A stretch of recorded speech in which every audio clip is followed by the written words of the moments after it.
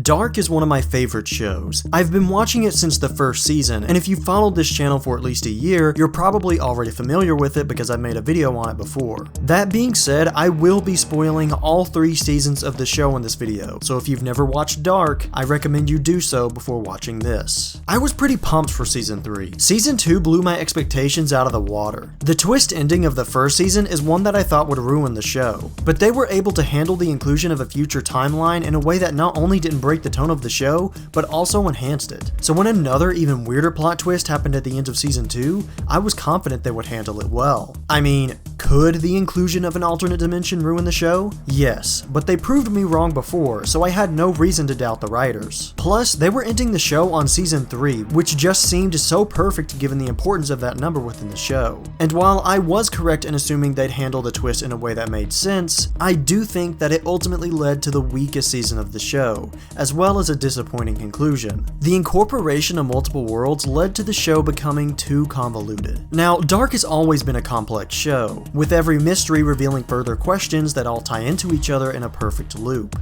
But despite all of this complexity, it was easy to follow precisely because of how simply everything tied together. Everything in the show was a tightly constructed circle. With the inclusion of the second world, it feels like that circle has turned into some sort of abstract shape with many connecting sides. This expansion of the universe has destroyed the simplicity of the show's structure and resulted in new problems that the show didn't have before. With a whole new dimension comes a whole new batch of questions that need answering. And while the mysteries of the first dimension slowly unfolded over the course of 2 seasons, this dimension has to be completely explained to the viewer and tie into the dimension we're familiar with in only 8 episodes. As a result, Season 3 felt like information overload. The information relayed in Season 3 is so fast-paced that a lot of it loses its impact. The perfect example of what I'm talking about is the Between Time episode, which is basically a montage of necessary plot threads that have to be connected before the show ends. And it all happens so fast you don't have time to process any of what you're seeing. And this lightning fast pace speeds past other elements of the show that were more prominent in previous seasons. The slower pace of Seasons 1 and 2 allowed the show to focus on its characters and build drama that enhanced the science fiction plot twists. We cared about these plot twists because of how it impacted the characters.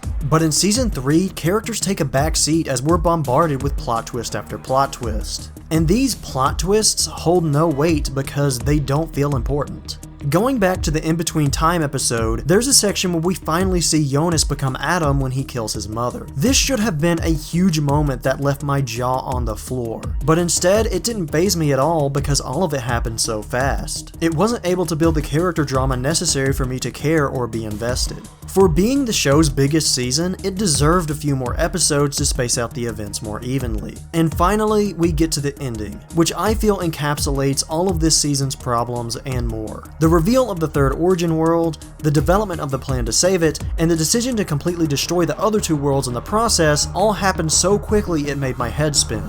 I also take issue with the concept of there being a third world where everything originated. Telling your audience that everything they've experienced up until this point wasn't real is always a risky move. In Dark, they're able to justify it in a way that makes complete sense within the fiction of the show, and that's why at first I didn't question it. But after letting it sit, I've realized that it's just a higher concept version of the "it was all a dream" cliche. It's an ending that tells us that the worlds and characters we followed for 3 years never existed and didn't really matter. And as a viewer, that just kinda makes me feel like I got my time wasted. It's an ending that also flies in the face of every theme the show has. At its core, Dark was a show about determinism and how time is inescapable. It's a cage that keeps you in a loop of constantly repeating actions that are predestined to happen despite your efforts. This ending makes that theme null by having the characters leave the time loop and fix everything via a deus ex machina in the form of another dimension.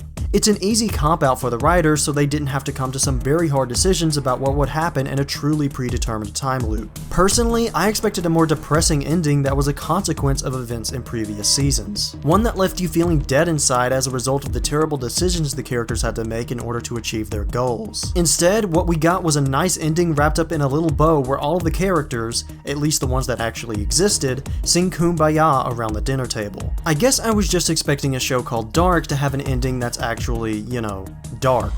I've been really harsh so far, but don't mistake my criticisms for distaste. I still really enjoyed the final season, and although the show abandoned the central theme of predeterminism, a lot of the parallels to religion and mythology were strengthened this season. The most intimidating presence in the show was 3 characters, or rather 3 versions of the same character, that traveled through time, murdering and blackmailing to ensure events happened as they should. These characters reminded me of the 3 fates from Greek mythology and how they determined the fate of the universe by choosing who lives and who dies. We're also introduced to the future version of Martha, who is literally called Eve, and I don't even have to point out that Adam and Eve are a parallel to the Adam and Eve of the Bible, because the show already does that. But if we're following the biblical parallels to their conclusion, then Adam and Eve, the first man and the first woman, must have been created by a god along with the rest of the world. And we see by the end of the show that they were created. Like I said, they made the inclusion of the third origin world fit seamlessly into the narrative in nearly every way. For the most part, the writing and the overall story is still very strong. It's just the relentless pace of this season and the abandonment of its main theme that I felt harmed the experience. And I have to reserve the highest praise for episode 5, an episode full of intense encounters and gruesome deaths. It wrapped up character journeys as it continued to reveal how fucked up these people are by putting you through their trauma. It was a really fucked up experience, and in my opinion, it was the best episode of season 3.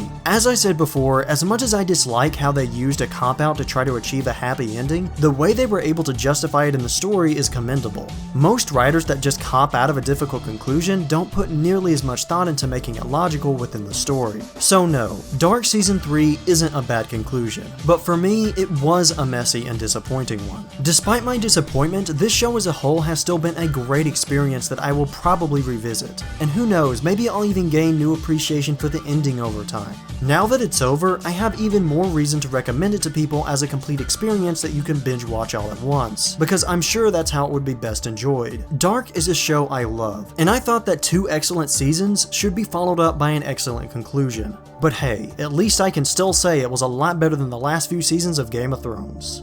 I'm Randall the Vandal, and thank you for watching.